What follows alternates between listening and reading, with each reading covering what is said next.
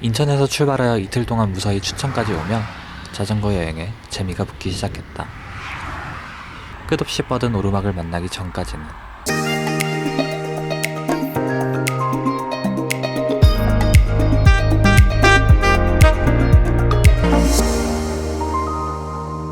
(3일차) 하루를 꼼짝 않고 숙소에서 잠만 잤고 덕분에 개운한 상태로 4일차를 시작했다. 숙소 바로 옆에 난 공지천을 따라 춘천을 빠져나갔다. 오늘의 목적지인 인제는 춘천과 소양으로 이어져 있었지만 아쉽게도 내 자전거는 물 위를 달릴 수 없어서 길을 따라 홍천을 거쳐가기로 했다. 오늘부터는 자전거길이 아닌 일반 국도를 이용해야 했기 때문에 살짝 걱정도 들었지만 지난 이틀간 고생은 좀 했지만 무사히 춘천까지 왔기 때문에 뭐 별일이야 있겠나 싶었다. 그리고 개같이 멸망했다. 공지천을 지나 국도로 진입했다. 갓길에 바짝 붙어서 타고 차만 주의하면 큰 무리가 없을 것 같아. 오르막.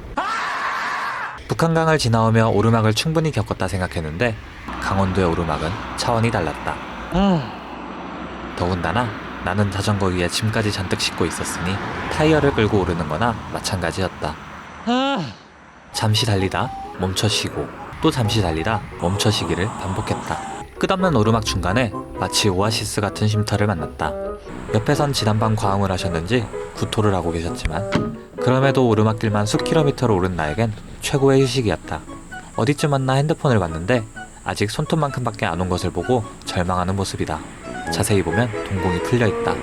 도보 여행 중이던 어머님께서 자전거로 이 오르막을 어떻게 가냐고 하셨다. 이런 길일지 몰라갖고 지도만으로는 알 수 없는 리얼 로드트립의 혹독함이었다. 그래도 갈 길이 멀었기에 얼마 못 쉬고 출발했다. 뭐 그래도 긍정적인 점을 찾자면 저번에도 말했듯이 오르막길이 지나면 내리막길이 있다는 거다. 하지만 국도의 내리막은 차들이 함께 다니는 길이었기에 내리막길이라고 온전히 즐길 수 없고 항상 브레이크를 일정 강도로 잡고 있어야 했다.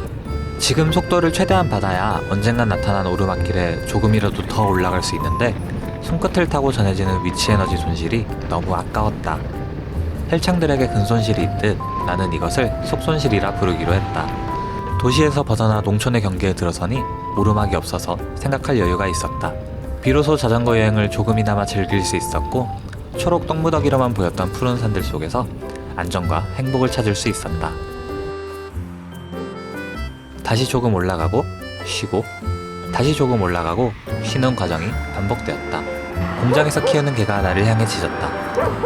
여행 중 만났던 대부분의 개들은 나를 싫어했다. 그도 그럴 것이 대놓고 수상하게 생긴 채로 돌아다녔으니까 자기 직무에 성실했다고 해주자. 적지 않은 시간을 쉬고 다시 출발했지만 더 이상 페달이 앞으로 나가지 않았다. 그래도 스스로 약속했던 3가지 약속 중에 하나 남은 마지막 약속. 아무리 힘들어도 쉬었다 갈지언정 끌고 가지 않기를 지키기 위해 이를 악물고 달렸다. 여행이 끝난 지금 돌이켜보면 이 결심을 지켰던 것이 가장 기억에 남는다.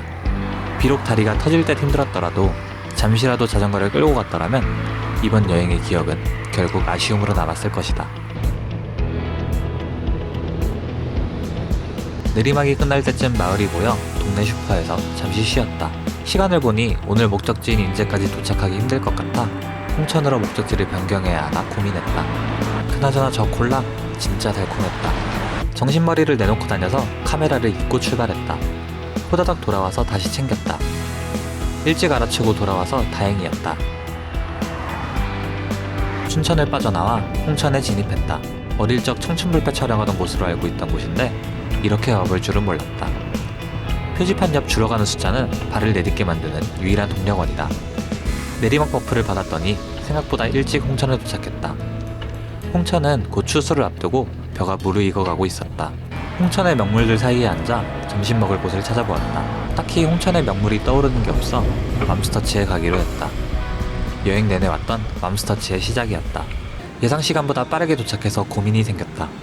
조금 무리해서 인제까지 갈까 아니면 여기 홍천에서 하루를 쉴까 고민했다. 인제까지 가는 길 또한 산길이었지만 지금까지 온 길처럼 오르막길이 조금 힘들긴 해도 왠지 내리막길로 시간을 아낄 수 있을 것 같았다. Don't go! Don't go, you idiot! Don't go! 밥 먹기 전만 해도 맑았는데 비가 오고 있었다. 경험치가 쌓인 여행의 막바지였다면 여기서 즉시 숙소를 알아봤겠지만 불행히도 아직 뉴비였던 4일차에 나는 출발을 하고 말았다.